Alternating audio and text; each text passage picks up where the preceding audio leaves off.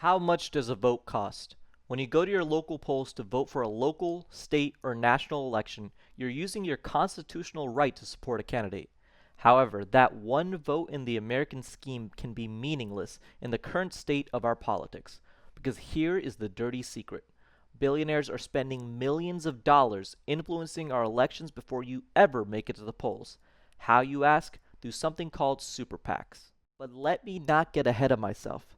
Let's talk about a PAC first. What is a PAC?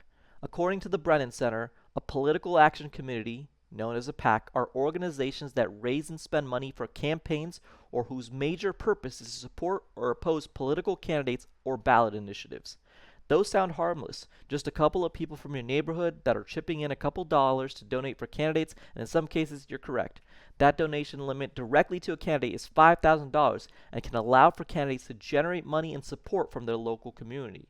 However, the lion's share of money in our election comes from super PACs. Super PACs have a big distinction from regular PACs as they aren't directly tied to a campaign and don't donate directly to a candidate, allowing them to spend an unlimited amount of money on races. My name is Andrew Mayerson. I'm the committees and outside spending researcher with Open Secrets, Super PACs, and some related groups that are pretty similar. And what those groups can do is they can advocate independently for or against candidates. That mostly means running ads on TV or the internet saying, vote against so and so. They tend to prefer attack ads because that lets the candidates keep their hands clean. The super PACs can do the dirty work. In recent election cycles, we're talking in the billions of dollars. It was over $4 billion worth of outside, we've heard of that as outside spending. And there was over $4 billion of outside spending in the 2024 federal elections. So we're talking about more than a quarter of the total cost of the 2024 federal elections came in this form of spending that was very, very marginal prior to Citizens United. So it's not trivial at all. It's a very large piece of the pie, even if it's not the majority. And Andrew can tell you about it. Ever since Citizens United, the amount of money in our politics has gone up yearly, bit by bit by bit, until it's just exploded to where corporate money and billionaire money is absolutely everywhere in American politics. It's been a pretty consistent increase from cycle to cycle since then. Um, it's it might vary a little. Some of the jumps have been bigger than others, but every cycle, if you compare midterms to midterms and presidential years to presidential years, since Citizens United, you typically see somewhere between a 50% and a 100% jump from Mhm. cycle to cycle, and that's every cycle since 2010 now. So that's how you get into the $4 billion range a mere 14 years after the original court decision. $4 billion of outside spending. But how did we get here? You may have heard Andrew refer to a case called Citizens United, and that is the catalyst of how we are where we are. Citizens United versus the Federal Election Commission in 2010. In a 5 to 4 ruling for Citizens United, the courts ruled that independent spending, meaning money taught towards a specific candidate or party, was within someone's First Amendment rights. This opened the floodgates for corporations and billionaires to spend in elections. And more than what it did legally, it seems like it really gave um, kind of the imprimatur, the Supreme Court. Trevor Potter, who's a campaign finance lawyer, he refers to it as the Supreme Court giving the seal of good housekeeping to corporations playing at money in politics in this way. So, whereas previously corporations might not have been taking advantage of even all of the legal avenues that were available to them under the old legal regime, now they feel like they have a green light in a way that they didn't prior to Citizens United. Now let's move to the present, the 2026 midterm elections. And even with months still to go before Election Day, the super PACs in this country are already loaded up and ready to spend.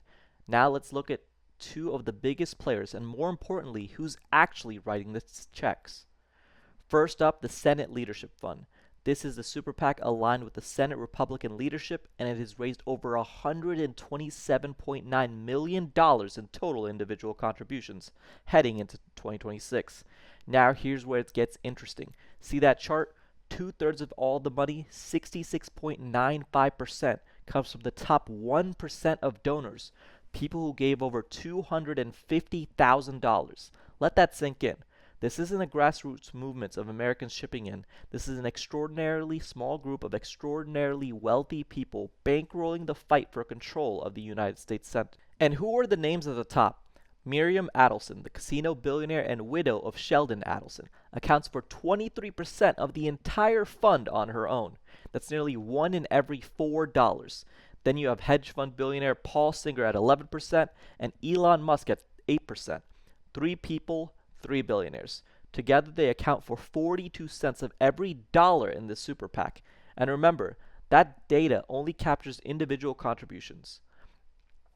The footnote is important. It cannot account for donors who funneled their money through shell corporations. The real concentration of wealth could be even higher. Heading over to Fair Shake, talk about the wild card of the 2026 cycle. With $130 million raised, this is the third largest super PAC heading into the midterms, and it's unlike anything we've seen before in American politics. Fair Shake is a crypto super PAC, and it exists for one reason: to elect candidates who are friendly to cryptocurrency industry and to punish those who aren't. And it's not backing one party. It's spending money in both Democratic and Republican primaries. If you're a lawmaker who supports crypto regulation, they're coming for your seat, regardless of what side of the aisle you're on. So who's funding it? The biggest donor is Ripple Labs, a cryptocurrency at $48 million, 37% of the entire fund from one single corporation. Then you have Coinbase at 33%, Capital Management, which is a venture capital firm, Andreessen Horowitz at 23.8. Mark Andreessen and Ben Horowitz also own Capital Management and have personally donated $11.9 million each. This is an industry literally buying its own protection in Congress. And there's one more detail at the bottom of the chart.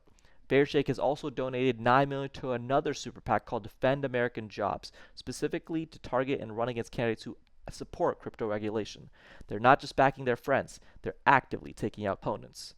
Two super PACs, over $250 million combined, funded almost entirely by billionaires and corporations. And the question you have to ask yourself is, what do they expect in return? Well, a lot of those ads you're seeing on TV are coming from super PACs, especially the attack ads. Look at the little disclosure they have to put on the screen at the very end of the ad, and if you Google that acronym or whatever, you'll often find out that it's one of these super PACs that I just mentioned. Um, and you'll often also see, you see candidates tailoring their behavior to influence super PACs. So, for example, candidates will do things like they will put out talking points on their issues that are clearly meant for super PAC consumption. They're basically saying with a wink and a nod, like, "Hey, you should run ads with these talking points about my opponent," things like that. And if you're if suddenly cryptocurrency is a really hot talking point in your local race and you're not clear why, given that that your local economy is not based on cryptocurrency, it might be wise to look into who the donors to these super PACs are.